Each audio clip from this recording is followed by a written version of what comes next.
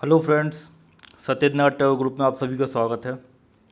दोस्तों, कल का वीडियो अपलोड नहीं हो पाया, उसके लिए मैं क्षमा चाहता हूँ। कल क्या है, मेरी थोड़ी तबीयत ठीक नहीं, तो उसकी पीडीएफ आपको ग्रुप में डाल दी गई थी। तो आज हम देखते हैं, आज का हम अपना वीडियो देख लेते हैं। आज ये हमारा टेस्ट नंबर 15 है, पेपर सेकंड पार्ट ए का। आज लोक प्रशासन का पहला टेस्ट है। तो लोक प्रशासन देखिए, नया सब्जेक्ट है आपके लिए, बिल्कुल नया सब्जेक्ट है, इस बार डाला गया। ये यूपीएससी में बकायदा एक ऑप्शनल सब्जेक्ट है, यूपीएससी के अंतर्गत, यूपीएससी में, सीएससी में। ठीक है, और अपने आप में बहुत बड़ा सब्जेक्ट है, इसको बहुत विस्तृत तरीके से भी पढ़ा जा सकता है। लेकिन ये जो हमारे सिलेबस में है, ये पेपर सेकंड के पार्ट ए में, पॉलिटी में, ठीक है ना, ये थोड़ी छोटी सी यूनिट दी गई है, तो हमें इसको इस प्रकार से इस यूनिट को पढ़ना है। जो लोग भी पढ़ रहे हैं, ठीक है ना, मतलब जो लोग भी देंगे, तो मैं उनको बताना चाहता हूँ कि आप इस प्रकार से उसको पढ़ना है, उसको छूते हुए पढ़ना है। जितना सिलेबस में दिया गया है उस हिसाब से पढ़ना है। और आपको उसमें बहुत ज़्यादा पीएचडी नहीं करनी है, ज़्यादा बहुत बड़े नोट्स नहीं बना लेना उसके, ठीक है ना। और अभी क्योंकि ये नया सब्जेक्ट है, तो इसमें क्या होगा, शुरुआती क्वेश्चन जो होंगे वो सीधे सीधे टॉपिक से रिलेटेड क्वेश्चन आ जाएंगे। आपको जो टॉपिक डले हुए हैं, ठीक है, कि विकसित देशों में लोक प्रशासन का महत्व बताइए, ये सब जो टॉपिक डले, नवीन लोक प्रशासन के क्षेत्र बताइए, ये सब। तो इसी प्रकार से आपको क्वेश्चन आएंगे, तो आपको उस प्रकार से कर देना है इनको, ठीक है ना। तो चलिए, आज के टेस्ट की हम लोग शुरुआत करते हैं। तो देख लेते हैं आज के प्रश्न कौन कौन से थे। तो पहला जो क्वेश्चन था वो 3 लाइनों में इसका आंसर लिखने थे। तो पहला था, लोक प्रशासन के जनक किसे कहते हैं, ठीक है ना, वर्ल्ड वाइड लोक प्रशासन के जनक किसे कहते हैं। फिर दूसरा क्वेश्चन था, भारतीय लोक प्रशासन का जनक कौन है। ये क्वेश्चन भी मैंने पूछ लिया, क्योंकि ये भी आ सकते हैं। फिर सी नंबर का पूछ लिया मैंने, शासन कैसे करें। देखो, शासन से शुरुआत होती है, शासन आता है, फिर प्रशासन आता है, फिर लोक प्रशासन की बात होने लगती है। तो मैंने कहा चलो शासन पूछ लेते हैं आपसे, किस प्रकार से है, शासन कैसे कहते हैं। फिर निम्नलिखित प्रश्नों के उत्तर 50 शब्दों में लिखने थे। जो दूसरा क्वेश्चन था, उसमें विकासशील देशों में लोक प्रशासन की भूमिका स्पष्ट करनी थी। आपने देखा होगा, अपने सिलेबस को पढ़ा होगा लोक प्रशासन की यूनिट 5 का, तो उसमें लिखा है विकसित एवं विकासशील देशों में लोक प्रशासन की भूमिका। तो यही डायरेक्ट उसी हेडिंग से आपको क्वेश्चन डाल दिया कि विकासशील देशों में लोक प्रशासन की भूमिका क्या है। बहुत सरल है। और विषय के रूप में लोक प्रशासन के विकास के प्रथम 4 चरण लिखने थे। तो प्रथम 4 चरण इसमें लिख गया था, आपको चरण बताने थे, तो प्रथम 4 में स्प्रिंट हो गया था। लेकिन जिन लोगों ने प्रथम 4 चरण बता दिए हैं, वो बिल्कुल सही किया उन्होंने, क्वेश्चन के अकॉर्डिंग, ठीक है। तो इस प्रकार से आपको करना था ये।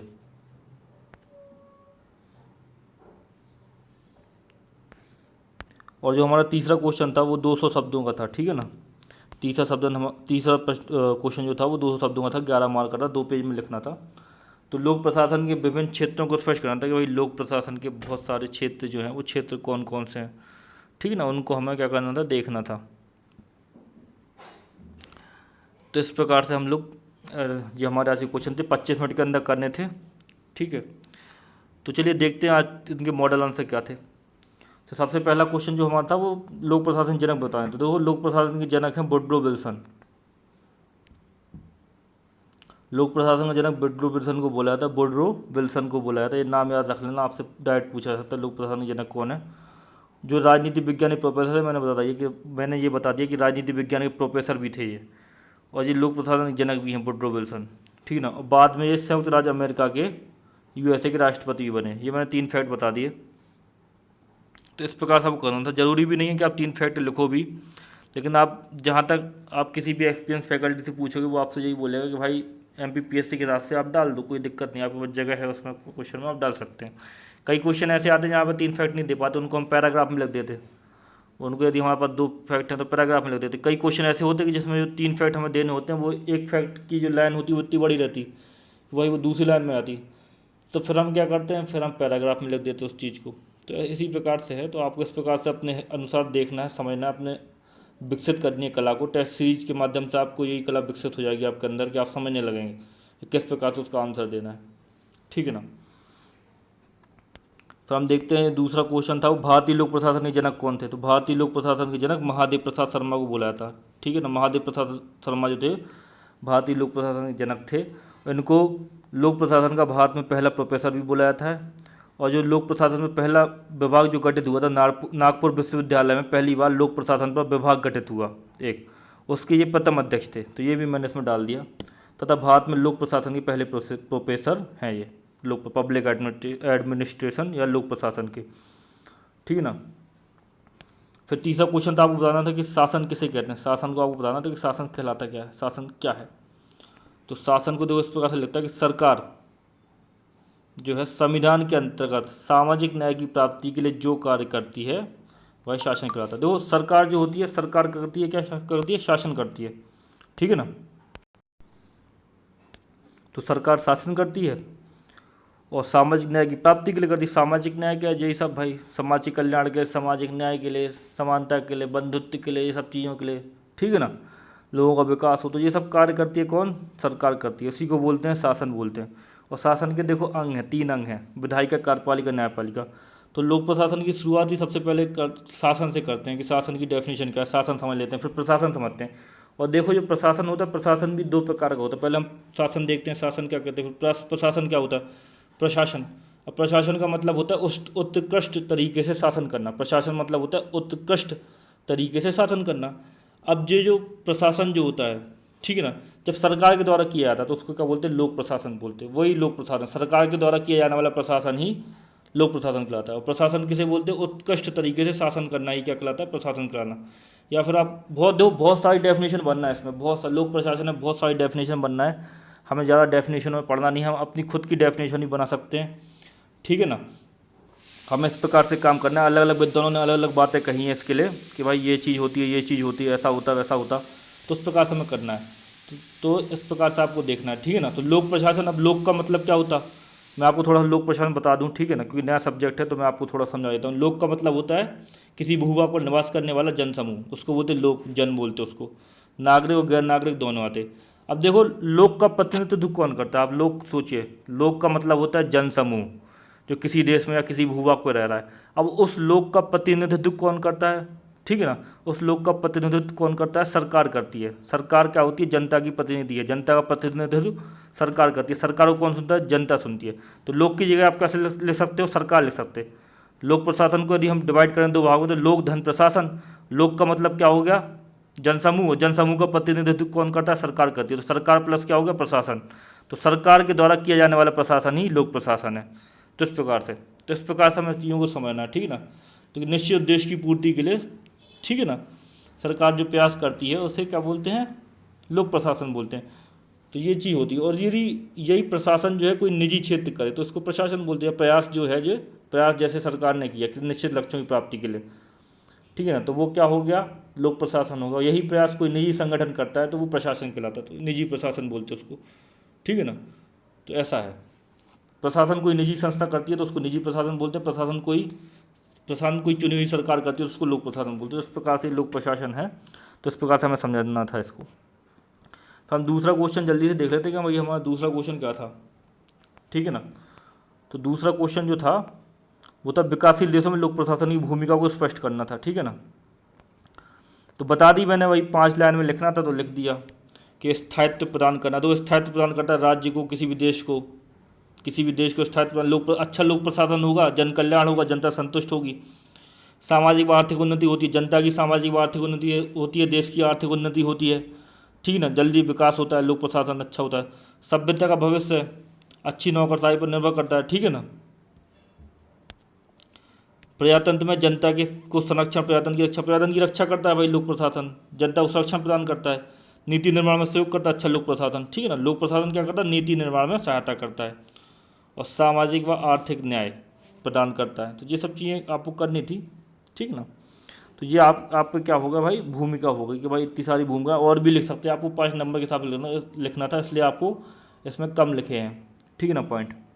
इस वजह से आपको इस प्रकार से करना था। फिर देखो लिखा था, क्वेश्चन आ रहा है कि प्रथम 4 चरण बताने थे एक विषय के रूप में, लोक प्रशासन के प्रथम 4 चरण बताने थे। अब अपना सिलेबस देखो लोक प्रशासन को, उसमें लिखा है कि एक विषय के रूप में लोक प्रशासन, ठीक है ना। आपको उसमें डला है कि एक विषय के रूप में लोक प्रशासन का विकास समझाइए। तो आपको ये इस प्रकार का क्वेश्चन आया था, तो आपको ये करना था। तो देखो मैं जल्दी से छोटा छोटा करके बता देता हूँ। देखो ये भी आपके लिए बहुत ज़्यादा लिखा हुआ है इसमें, ये भी काफ़ी हो गया, ठीक है ना। 5 चरण मैंने बता दिए, 4 पूछे थे, मैंने 5 में ऐड कर दिया केवल आपकी जानकारी के लिए, क्योंकि कुछ लोग जो लोग नोट्स परचेस किए हैं उनको ये सब मिलना है, उसमें नोट्स में मिल जाएगा। जो लोग कोचिंग के नोट्स परचेस नहीं किए हैं उनकी नॉलेज के लिए वो केवल टेस्ट सीरीज दे रहे हैं, तो उनकी नॉलेज के लिए मैंने इसमें 5वां चरण भी डाल दिया। आपको केवल 4 चरण लिखने थे, मैं आपको पहले बता देता हूँ, 4 चरण लिखने थे, 5 चरण मैंने डाल दिए, ठीक है ना। तो दो प्रथम चरण अब विषय के रूप में लोक प्रशासन के चरण निम्नलिखित हैं, आप ऐसा लिख दो, ऊपर यहाँ पर लिख दो, विषय के रूप में लोक प्रशासन के चरण निम्नलिखित हैं। प्रथम चरण था भैया 1887-1926 के बीच में। इसे राजनीतिक प्रशासन द्विभाजन का काल कहते हैं। इतना लिखना था आपको। फिर मैंने आपको और आगे समझाने के लिए, आप देखो जब भी क्वेश्चन इस प्रकार का आता है 5 नंबर में, तो आपको लिखना है प्रथम चरण 1887 से 1926 और राजनीतिक प्रशासन द्विभाजन का, ठीक है ना, काल है। इसमें स्पष्ट कहा गया कि राजनीति और प्रशासन दो अलग अलग अवधारणा है। तो प्रथम चरण था, इसमें बोलते हैं कि भाई राजनीति और प्रशासन अलग अलग चीज़ें हैं। वो बोलते हैं कि भाई राजनीति अलग चीज़ है, प्रशासन अलग चीज़ है। द्वितीय चरण आता है देखो 1926 से 1937 के बीच में। इसको बोलते हैं सिद्धांतों का स्वर्णकाल, इसका उपनाम है सिद्धांतों का स्वर्णकाल। तो लोक प्रशासन को इस काल में ये जो विद्वान लिखे ना, बिलोबी, मूरे व रेले, वा लगाए और रेले अलग है, रेले ने विज्ञान माना है। द्वितीय चरण में क्या भैया लोक प्रशासन क्या माना गया, विज्ञान माना गया। तृतीय चरण में भैया आपका 1938 से 1947 के बीच में। तो सिद्धांतों को चुनौती दी गई इसमें, ठीक है ना। संदेह के बादल, सिद्धांतों की अपेक्षा व्यवहारवाद को बढ़ावा दिया गया। भाई विज्ञान बोल रहे थे ये लोग, फिर ये लोग बोले व्यवहारवाद को बढ़ावा देना। तो आपको ये छोटा छोटा लिखा है, देखो ये जो सिद्धांत है पर्टिकुलर एक सिद्धांत 5 मार्कर में, 5 मार्कर में भी पूछा जा सकता है आपसे, ठीक है ना। और ये आपसे पर्टिकुलर एक सिद्धांत 11 मार्कर में भी पूछा सकता है, अलग अलग पूछे जा सकते हैं। तो मैंने आपको केवल जानकारी देने के लिए ये क्वेश्चन बनाया है कि इसमें आपको 5 चरणों की जानकारी प्राप्त हो जाए। चतुर्थ चरण जो है उसको बोलते हैं अस्तित्व का संकट बोलते हैं। इस सिद्धांत को विशेष मान्यता मिलने के कारण पहचान का संकट खड़ा होता। तो ये लिखा ना, ये चीज़, इस सिद्धांत को विशेष मान्यता, ठीक है ना मिलने के कारण लिखा ना। तो इस सिद्धांत की जो बात हो रही वो है जो वाला तृतीय चरण वाला जो सिद्धांत है ना, तृतीय चरण का, उसको। पाँचवां चरण में क्या होता है, 1970 से वर्तमान तक क्या चल रहा है, 5वां चरण चल रहा है। इसमें नवीन लोक प्रशासन का उदय होता है 5वें चरण में। और कई किताबों में 6वां चरण भी दिया गया है। तो आप 6वां चरण भी ये वो बताते हैं कि 1970 से वही 1990 तक वो डिवाइड कर देते हैं 5वें चरण को। फिर 1990 से वर्तमान तक वो कहने लगते हैं 6वां चरण। आप ऐसा भी कह सकते हैं, मैंने 5 चरण लिखे हैं, नोट्स में आपको 6 चरण दिए जाएंगे। मैं आपको इसलिए ये सब चीज़ें इसमें वो करता रहता हूँ, ठीक है ना, आपको अलग अलग चीज़ें बताता रहता हूँ जिसमें आप लोग कन्फ्यूज नहीं हो। क्योंकि लोक प्रशासन में बहुत सारी मान्यताएँ हैं, बहुत सारे विद्वान हैं, बहुत सारे विद्वानों की परिभाषाएँ हैं। और हमें उसमें ऑप्शनल सब्जेक्ट वो हमारा है नहीं है, हम यूपीएससी कर नहीं रहे, हम एमपीपीएससी कर रहे हैं। एमपीपीएससी में जो हमारा सेकंड पेपर है उसके पार्ट ए में छोटा सा एक यूनिट है लोक प्रशासन। तो हमें उस प्रकार से उसको पढ़ना है, ज़्यादा उसमें घुसना नहीं है। तो उस प्रकार से हमें उसको करना था। तो ये सारे चरण मैंने आपको बता दिए हैं, ठीक है ना। नोट्स उसके तैयार हो चुके हैं, तो नोट्स आपको जल्दी मिल जाएंगे जो लोग भी परचेस हुए हैं। उसके बाद जो तीसरा क्वेश्चन है, तो तीसरा क्वेश्चन क्या था, तीसरा क्वेश्चन था लोक प्रशासन के विभिन्न क्षेत्रों को बताना था। देख लेते हैं हम लोग क्या क्वेश्चन था। लोक प्रशासन के विभिन्न क्षेत्रों को स्पष्ट करना था कि लोक प्रशासन के विभिन्न क्षेत्र कौन कौन से हैं। तो जितने क्षेत्र हैं, बहुत सारे क्षेत्र हैं, देखो बहुत सारे क्षेत्र, अलग अलग किताबों में अलग अलग चीज़ें दी हैं, ज़्यादा हमें घुसना नहीं है, ज़्यादा पढ़ना, ठीक है ना। तो इस प्रकार से हमें करना था। तो सबसे पहले देखो एक डेफिनेशन दे देता हूँ मैं छोटी सी लोक प्रशासन की। तो सरकार के द्वारा निश्चित लक्ष्यों की प्राप्ति के लिए किया जाने वाला प्रशासन लोक प्रशासन है। या फिर सरकार के द्वारा निश्चित लक्ष्यों की प्राप्ति के लिए प्रशासन, ये लिख दो प्रयास, लोक प्रशासन है। लोक प्रशासन में बता दिए सरकार प्लस प्रशासन, सरकार प्लस प्रशासन। लोक का मतलब होता है जनता, जनता का प्रतिनिधित्व करती है सरकार, तो सरकार प्लस प्रशासन हो गया, ठीक है ना। इस प्रकार से क्या कहते हैं, ये होगा लोक प्रशासन। बहुत सारी डेफिनेशन है लोक प्रशासन की, आप मुझे ये अच्छी लगी, जल्दी से अच्छी हुई, मतलब कि हमें याद हो जाएगी, तो वो वाली मैंने लिख दी। फिर आपको क्षेत्र चालू कर देना, किसके क्षेत्र निम्नलिखित हैं, ठीक है ना। तो ये लिखा है लोक प्रशासन के विभिन्न क्षेत्र निम्नलिखित हैं। तो सबसे पहले संकुचित दृष्टिकोण बताता है कि भाई लोग ये बता रहा है कि लोक प्रशासन किस क्षेत्र से संबंधित है, समझ रहे ना आप। लोक प्रशासन के क्षेत्रों से मतलब है कि भाई किस क्षेत्र से संबंधित है लोक प्रशासन, कौन सी चीज़, राजनीति विज्ञान से है, काय से है, भाई कार्यपालिका से संबंधित है, विधायिका से संबंधित है, काय से संबंधित है आपके क्षेत्र। तो ये आपको बताना। तो सबसे पहला मैंने बता दिया संकुचित दृष्टिकोण। अब ये जितने भी ये क्षेत्र लिखे ना, संकुचित दृष्टिकोण आगे पढ़ेंगे, व्यापक दृष्टिकोण आगे पढ़ेंगे, पोस्ट कॉर्ब थ्योरी, ये सब पर्टिकुलर आ सकते हैं। देखो ये आपसे 5 मार्कर में पर्टिकुलर पूछ सकता है, आपसे 11 मार्कर में भी पूछ सकते हैं। तो आपको इनको इस प्रकार से तैयार करके रखना है, ठीक है ना। और जो लोग भी दो टेस्ट सीरीज देते हैं, कई लोगों को मैं देखता हूँ कि वो बहुत ही कंजेस्टेड लिखते हैं, ऐसा करके ऐसा पूरा पेज ऐसा भर देते हैं। देखो स्पेस दे दे के लिखो, वहाँ पे भी इतना टाइम नहीं मिलना। वहाँ पे आप भाई करेक्ट टाइम यदि आप करोगे ना, तो आपको टाइम नहीं मिलना। तो वहाँ पे भी आपको स्पेस दे दे के लिखना है, स्वच्छ सुंदर लिखना है। जिन लोगों की राइटिंग अच्छी नहीं है वो भाई कम लिखो, लेकिन क्या लिखो, स्वच्छ सुंदर लिखो। एक एक लाइन में लिखोगे तो भी आपको बहुत अच्छे नंबर मिलेंगे। जितना अच्छा रहेगा ना, आसान रहेगा पढ़ने वाले को, चेक ईयर को जितना आसान होगा पढ़ने में, वो उतने अच्छे नंबर आपको देने वाला है।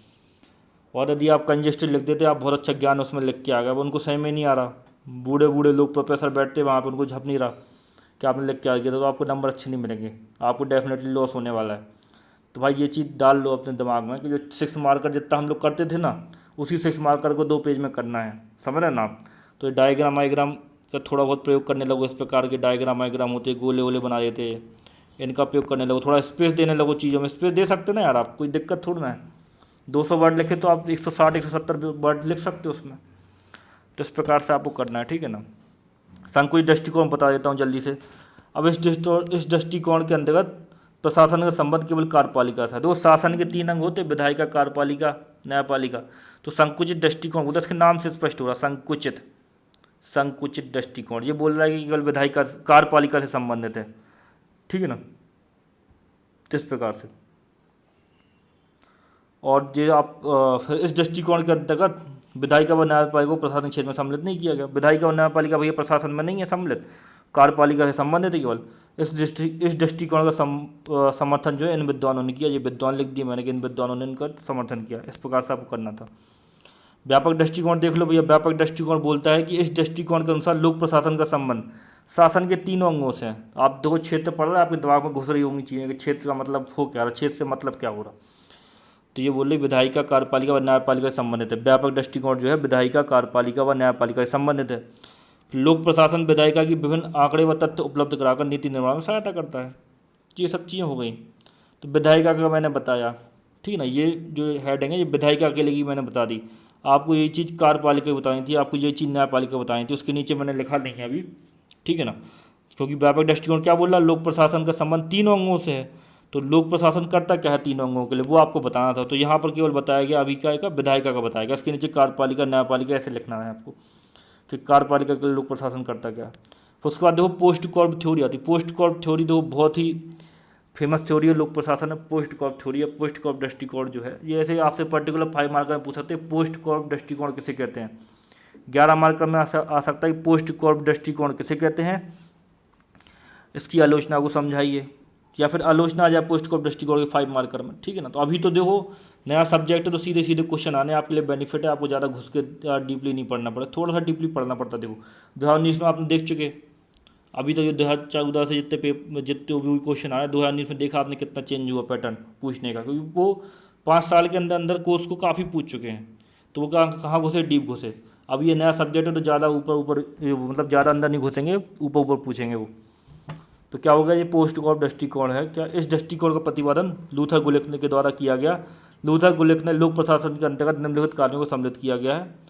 प्लानिंग, ऑर्गेनाइजेशन, ठीक है ना, staffing, directing, coordinating, reporting, budgeting, evaluation. ये पोस्ट कॉर्प लिखा ना, ये पी का मतलब प्लानिंग, ओ का मतलब ऑर्गेनाइजेशन, एस का मतलब स्टाफिंग, डी का मतलब डायरेक्टिंग, सी का मतलब कोऑर्डिनेशन, ओ का मतलब समझ ना, जी लिखा है यहाँ पर। इस प्रकार से आपको करना। ओ का मतलब होता है ऑर्गेनाइजेशन, इसमें लिखा नहीं है ऑर्गेनाइजेशन, ऑर्गेनाइजिंग ये लिखा। और ये ओ का मतलब ऑर्गेनाइजेशन है, ये इस वाले ओ का। और ये सी है, सी का मतलब है कोऑर्डिनेशन, ठीक है ना। आर का मतलब है रिपोर्टिंग, बी का मतलब है बजटिंग। तो इस प्रकार से पोस्ट कॉर्प थ्योरी लिखी हुई है, ठीक है ना। तो इसको आपको करना है। जब नोट्स में ये पूरी 11 मार्कर के हिसाब से दी गई है और 5 मार्कर के हिसाब से दी गई, जो लोग भी नोट परचेज करना वो टेंशन मतलब उनको ये पूरी मिलेगी। तो अभी हमें क्या करना था, छोटा छोटा बताना था, क्षेत्र बहुत सारे हैं, उन क्षेत्रों को बताना था। मैंने पूरे क्षेत्र अभी भी नहीं बताया इस क्वेश्चन में।